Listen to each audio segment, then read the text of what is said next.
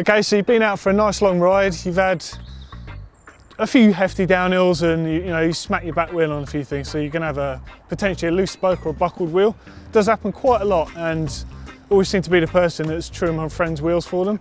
So if you do have a loose or broken spoke, this is what you need to do.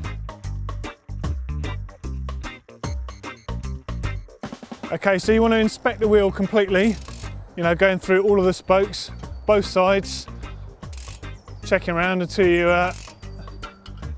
find the culprit and make sure there's no extra ones. There we go. Look how loose that is, that's finger tight, that one. So now this isn't a broken spoke, so I can just tighten this one back up. You've got to be aware of the fact that when you're tightening a spoke, you have a detrimental effect on the rest of the wheel. If you're tightening a spoke on the left-hand side of the bike, it's going to pull the rim to the left. The right-hand side, it's going to pull the rim to the right.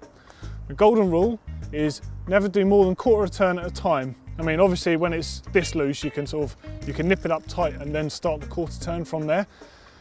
If you go more than quarter turn, you risk making the wheel go egg shape because you're actually pulling more tension, which pulls the rim in as well as to each side of the frame. You really just want to get it tight enough to get home on. So carry with you a quality spoke key that fits your bike. Okay, so I'm just going to nip this up until it gets to the sort of bite point where there's a bit of tension in it, which is there. Now what I want to do is just get a rough feel on the rest of the wheel. So it should be pretty equally tensioned unless you've really knocked it hard. So that's about right there. Now I'm going to give the wheel a little spin just to see how things are. It's actually fairly true, so I would say that's just about enough to get home. I'm just going to run through and just check all of the spokes. And we'll also show you what to do if you snap a spoke, which is all too common, unfortunately.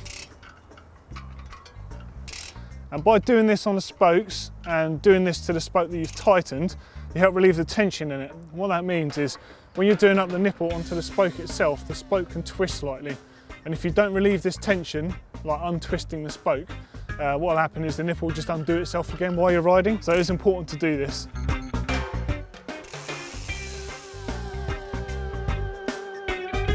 Okay, so let's just assume that this is a broken spoke and you're out on the trail and you found it and the spoke's going to be flapping around. What you don't want it to do is, become caught in a cassette or in a disc rotor or anything like that.